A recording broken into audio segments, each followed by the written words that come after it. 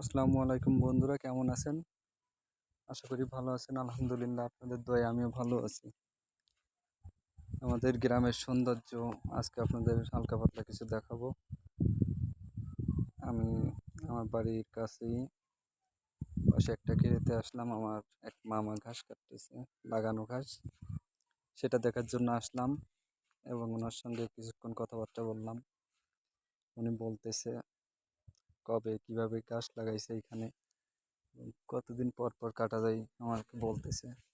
আমি বলতেছি আপনি তো আরও জায়গায় লাগাতে পারেন। উনি বলতেছে লাগাবো, জায়গা তো ভরাট করা হয়নি, ঘেরের পাশে পাতারিতে লাগাইছি, জায়গা ভরাট করার পর তারপর লাগাবো। তো অনেক কথাবার্তা বললাম ওনার সঙ্গে, বলতে বলতে উনিও কাজ করছে। এরপর চলে আসলাম আমার বাড়ির পাশে একটা নদী আছে, ব্রিজ আছে এখানে।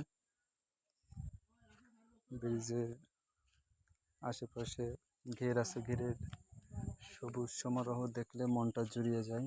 অনেক সৌন্দর্য, চারিদিকে সবুজ আর সবুজ। গ্রামের দৃশ্য তো দেখলেই বোঝা যায়। যারা শহর অঞ্চলে থাকেন তারা আসলে এই ধরনের দৃশ্য উপভোগ করতে পারেন না। অনেকেই আসে, গ্রাম অঞ্চলে আসে গ্রামের প্রকৃতি দেখার জন্য, সবুজের সমারোহ দেখার জন্য। আসলে এই ধরনের সবুজ সমারোহ তো শহর অঞ্চলে দেখা যায় না। প্রকৃতিগুলো উপভোগ করার জন্য আসতে চাই, অনেকে আসেও। আমরা সবসময় এখানে থাকি তো হয়তো আমাদের কাছে অতটা ভালো লাগে না, কিন্তু শহরের মানুষ যারা, ওনারা এই ধরনের পরিবেশে থাকতে পারে না, এগুলো পরিবেশ দেখার জন্য ছটফট করে। মনোরম পরিবেশ, অসাধারণ, যেটা অকল্পনীয়।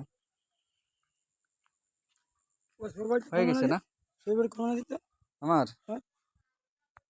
রাস্তার দুই সাইডে দেখা যাচ্ছে আপনার তাল গাছ এবং খেজুর গাছের সারি, অনেক সুন্দর লাগে।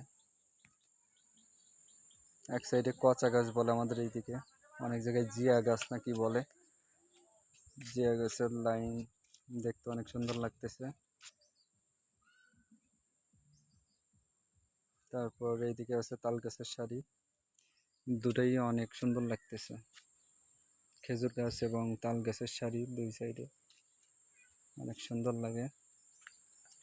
আসলে এই ধরনের দৃশ্য যারা গ্রামে থাকে তারা সবসময় উপভোগ করে, আর শহর অঞ্চলে যারা থাকে ওনারা তো অনেক মিস করে।